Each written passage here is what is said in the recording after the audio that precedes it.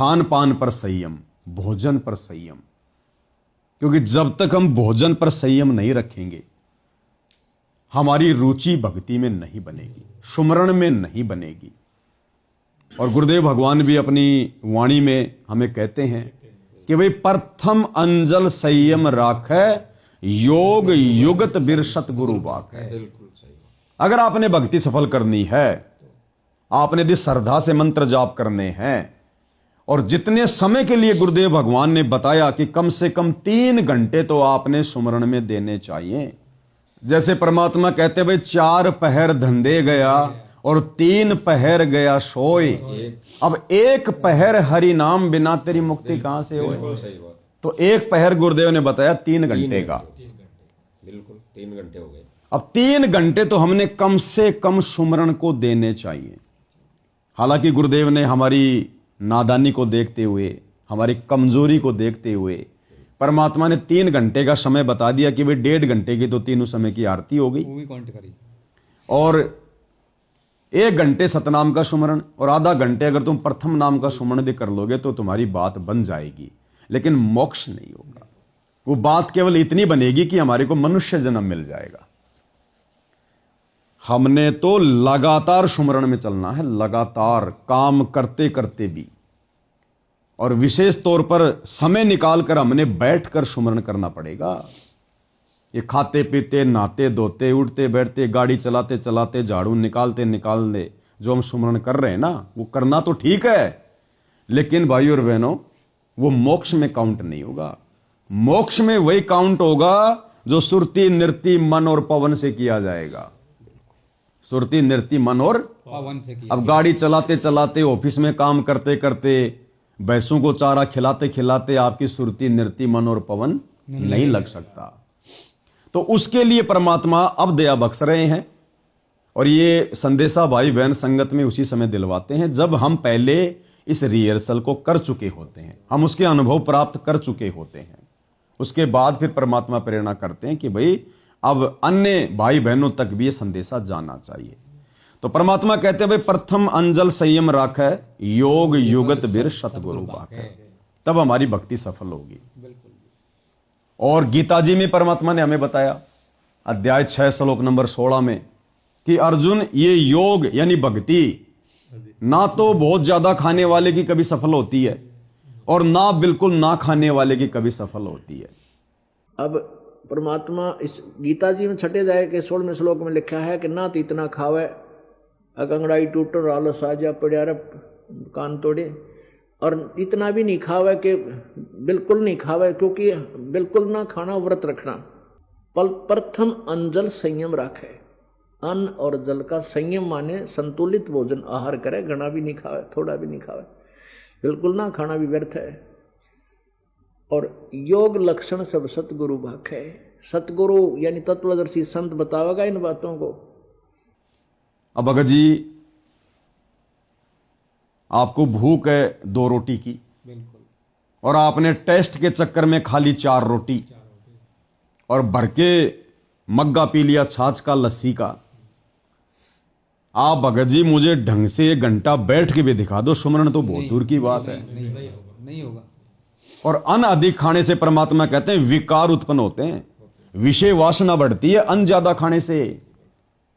गुरुदेव ने गोपीचंद भर्तरी का उदाहरण दिया कि गोपीचंद भर्तरी तो राजा थे, उनके तो कई कई रानियां थी, 56 प्रकार के भोग उनकी मेज पर रहते थे। फिर उन्होंने गोरखनाथ के कहने पर 12 साल तक कैसे अलवर के उस किले में जाकर मजदूरी की, मेहनत की।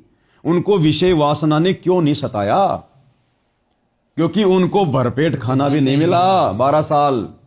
परमात्मा ने ऐसी परिस्थितियां बना दी गुरु वचन को निभाने के लिए, गोपीचंद भर्तरी को 12 साल तक भरपेट भोजन नहीं खाने दिया परमात्मा ने, क्योंकि पहले उनको पाबंद कर दिया था कि जहां तुम काम करोगे वहां से कोई मजदूरी नहीं लोगे और रोजी रोटी के लिए अलग से काम करोगे।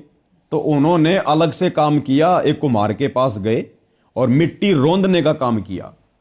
कुम्हार की पत्नी पहले कुम्हार के लिए भोजन लाती थी। कुम्हार ने कहा कि भगवान ये 2 मजदूर और हैं, ये पैसा तो ले नहीं रहे, खाली मजदूरी करके रोटी रोटी मांग रहे हैं, तो इनके लिए भी ले आए कर। वो निर्भाग थी। उसने कुम्हार की भी रोटी कम कर दी, दो और की साइड लगा लिया भगवान ने कम करने के लिए। और दो भक्तों की सेवा देना तो दूर, कुम्हार की रोटी भी कम कर दी। कुम्हार अच्छी आत्मा का था, उसने कहा कि बच्चों अपन तीनों बाप बेटे इसी में मिलकर अपना गुजारा करेंगे।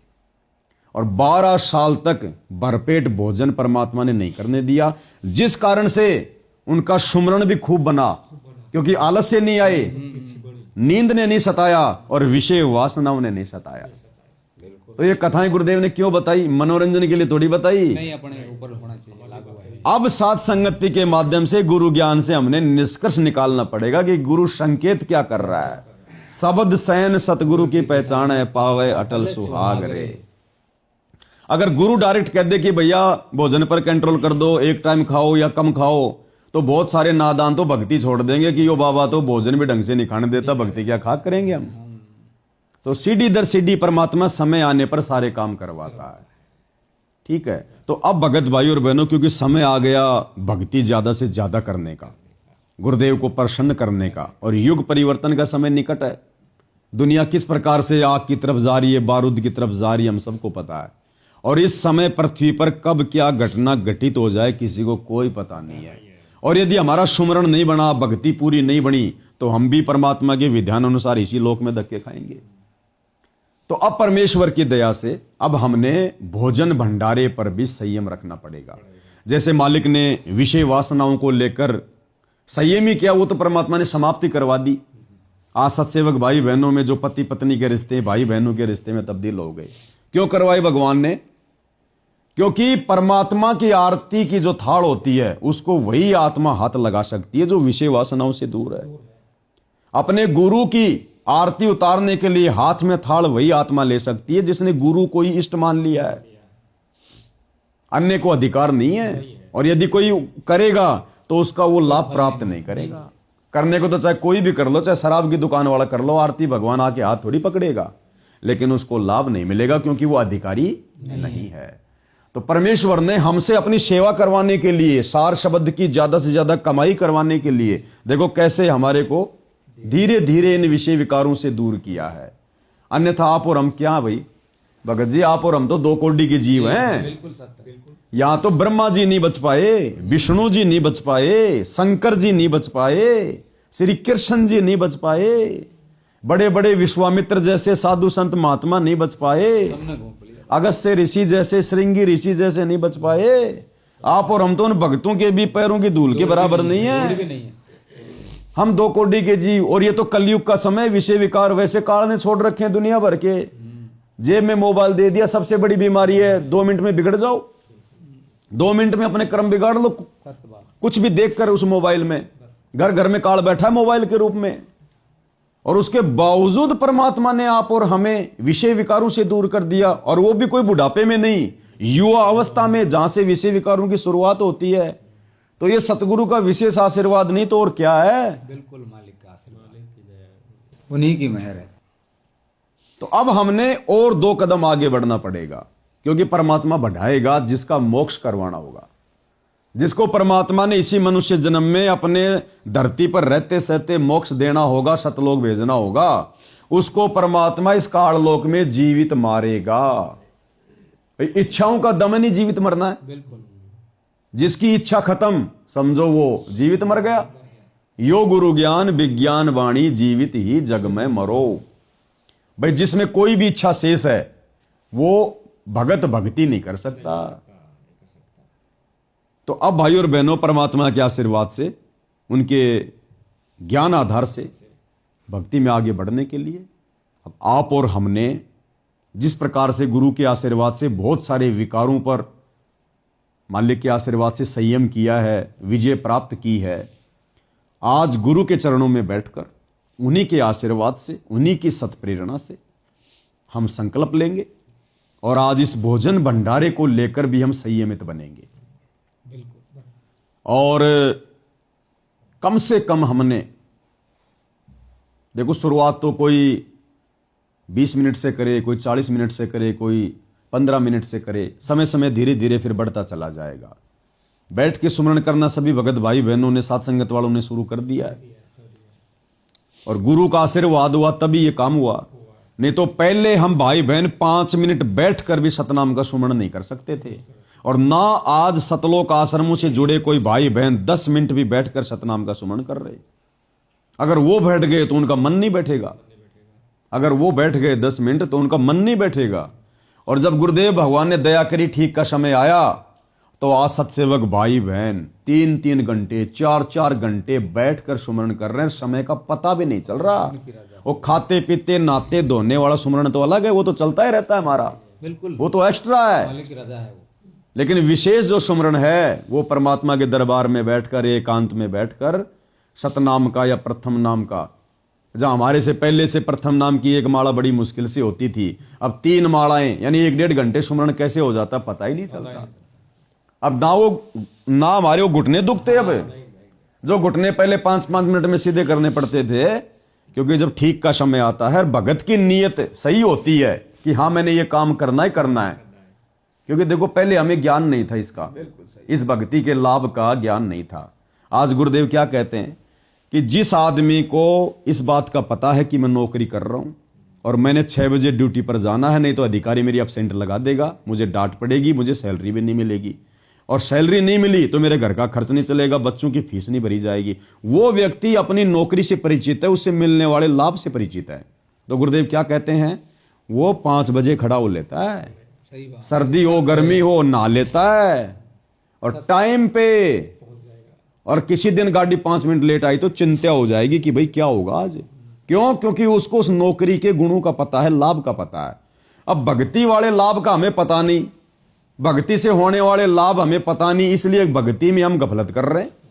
नौकरी को प्रथम कर दिया, भक्ति को सेकंड कर दिया, जबकि करनी चाहिए भक्ति प्रथम। अब गुरुदेव के आशीर्वाद से, उनके तत्व ज्ञान से हमें पता चला कि असली नौकरी तो सतगुरु की भक्ति है, सतगुरु की सेवा है। अगर इसमें जरा भी गफलतबाजी कर दी और यदि फेल हो गए तो वहां तो केवल एक अधिकारी की डांट पड़ेगी, यहां धर्मराज की डांट पड़ेगी, नरक में ठोकेगा, 84 में गधा कुत्ता बनाएगा, वो असंख्य युगों का दुख हो जाएगा। फिर तब जाकर हमारी रुचि बढ़ी है सतगुरु की सेवा में, भक्ति भाव में। तो अब ये भक्ति भाव हमारा और बढ़े, सुमरण हमारा और बढ़े, क्योंकि परमात्मा आता आते ही भक्ति करवाने, सुमरण करवाने।